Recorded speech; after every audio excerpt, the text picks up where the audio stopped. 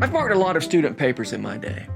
And one thing I've noticed among students is a tendency to revise by replacing words, to think in terms of, well, if you didn't like these words, let me drop in these other words. Maybe you go to a thesaurus and find some different words and replace the other words.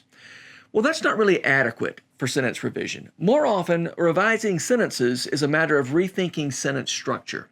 More often, it's a matter of getting into the deeper logic of a sentence and thinking, how do I make my phrasing match that deeper logic? This is one of the reasons that I'm so committed to the actors and actions and subjects and verbs principle. I've already mentioned that there are two main ways that writers violate the actor and action, subject and verb principle. The passive voice was the first of those two ways, and we spent the last two lessons on that.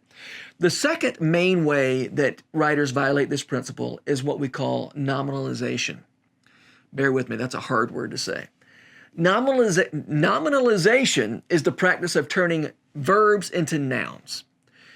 You can do this really with any verb. So the verb defy becomes defiance. The verb discover becomes the noun discovery. Those nouns, maybe I'm stating the obvious here, those nouns are always abstract nouns. In order to look at how nominalization works, how to fix nominalization, I want to look at a couple of sentences that express the same ideas in two different ways. In the first sentence, we've got a straightforward, what I call a verbish sentence in which the actors and the actions match up with the subjects and the verbs, and then we're going to nominalize that. So here's the verbish version, the straightforward version in which the grammar matches the action. When Bronson discovered that Cindy had defied the school bully, he congratulated her. All right, in that sentence, we have three actions, and we have three verbs with three subjects. So Bronson discovered something, Cindy defied the bully, and Bronson congratulated Cindy. Straightforward stuff. All right, let's nominalize that sentence. Let's change those verbs into abstract nouns and see what happens. When Bronson made the discovery of Cindy's defiance of the school bully, congratulations ensued. All right, notice that our actions, discovering, defying, congratulating, instead of being verbs in this second version, they're all abstract nouns. Discovery, defiance, congratulations. What are the verbs in this sentence? Grammatically speaking, what are the verbs? Not the actions. The actions are the same as they always were, but we have some different verbs. The verbs are made and ensued. So discovery, that act of discovering, which in the original version was a verb, now it is an abstract noun that's a direct object. I also want you to notice that two prepositional phrases have wormed their way into the sentence: of Cindy's defiance, of the school bully. Now, let's put these two sentences on the screen at the same time. I want you to see them side by side, or rather one on top of the other, or whatever. Again, here's the first sentence, the verbish sentence, the straightforward, where the action and the grammar match up. When Bronson discovered that Cindy had defied the school bully, he congratulated her. And then the nominalized version, when Bronson made the discovery of Cindy's defiance of the school bully, congratulations ensued. All right, you can really feel the difference between those sentences, can't you? And yet, those two sentences describe the same actions. They contain the exact same information. Now, in the first sentence, the verbish version, the information comes at the reader the same way that it comes at the reader in real life. Who did what? The actions are the verbs, the actors are the subjects. Now, here's something interesting. If I were to ask you the difference between these two sentences, you might say that the second one is too wordy. And you wouldn't be wrong if you said that, because it definitely feels wordy. It feels like there's too many words in this sentence. But count the words and you're going to see something interesting. The second sentence, the nominalized version, is only one word longer than the first. Sentence 1 is 13 words. Sentence 2 is 14 words. That's hard to believe, isn't it? Here's the difference. In sentence 2, your brain has to engage in order to make sense of things. It's not the information isn't coming at you through your eyes. It's in your brain, and your brain's got to go to work. It seems odd to say it, but you don't want your reader to have to think too much when they read your writing. You want your reader to save their mental energy for when you really need them to think. You don't want your reader to waste mental energy on just understanding what you're saying. Sentence 2 is so odd that your reader is going to ask, and maybe only subconsciously, your reader is going to ask, why did you phrase it that way? In other words, in sentence number 2 in that nominalized version, your reader starts thinking about your grammar. That is not something you want. You need to think about your grammar so that your reader doesn't have to think about your grammar. All right, I want to look at another nominalized sentence. This one isn't nearly so egregious as the one we just saw. This nominalized sentence maybe will demonstrate some of the uses of nominalization. Okay, so this is there's no question this is a nominalized sentence. I'm not saying it's barely nominalized. I'm just saying it is a possibly useful use of nominalization. And here it is. Mark's failure to stop at the intersection was the cause of the car crash.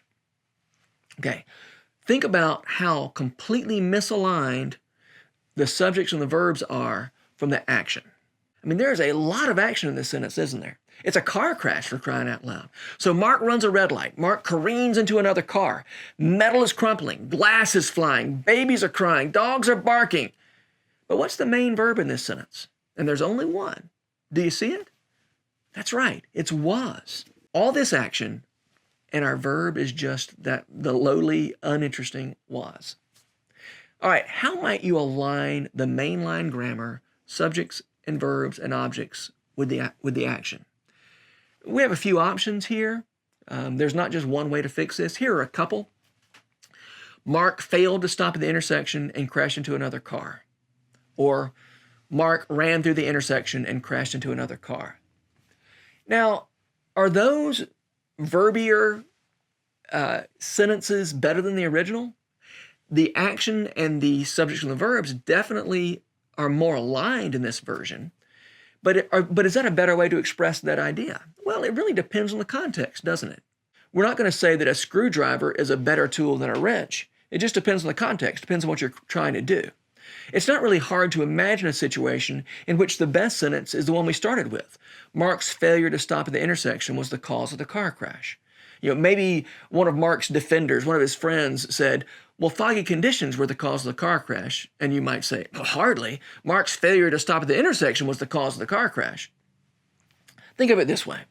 I keep saying this over and over again. Your reader always wants to know who did what. However, who did what isn't the only important question you're ever going to answer when you write. Sometimes other questions come to the foreground. Why did something happen? In this case, who is to blame for what happened? So let me return to something that I said at the beginning of this lesson. Every time you compose a sentence, you're trying to make the structure of the sentence match up with the deeper logic of that sentence. Straightforward action is a great place to start because in the real world, information tends to come to us as action. We see a car run a red light, we see that car crash into another car, and then our judgment kicks in. We say, hey, that jerk just caused an accident by running that red light. This is what Flannery O'Connor meant when she says, the eye is an organ of judgment. Actually, I recently discovered that that's not a direct quote. I'm misquoting her. That's a summary of what she said. Data comes to us through our eyes or through our other senses, and then another part of our brain starts making judgments, makes logical connections based on that data. We don't have a narrator in our head telling us what to think about what we see. Now, nominalization tends to move things out of the realm of actors and actions into the realm of more abstract relationships. So I want to have one more look at our first nominalized version of the sentence about Mark's car crash. Okay?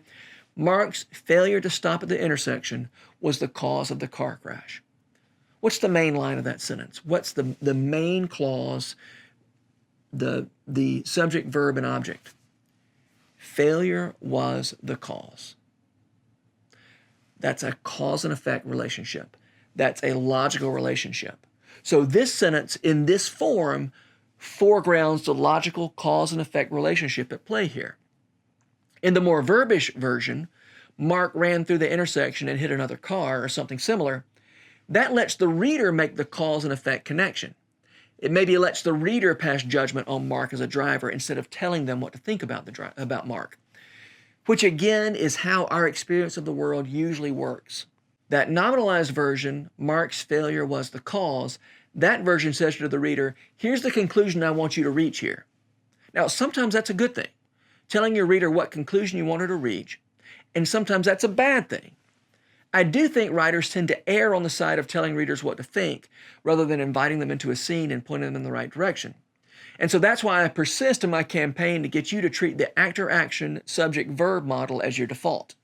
This is why I encourage you to have a good reason if you're going to use nominalization. Of course, I'm not saying never nominalize. I'm just saying make sure you've got a good reason. And as we have seen with Mark and his horrible driving record, there are certainly situations where it's appropriate to use nominalization to direct your reader to a specific conclusion. Grammar is never just grammar. Sentence structure speaks to deeper logical structures.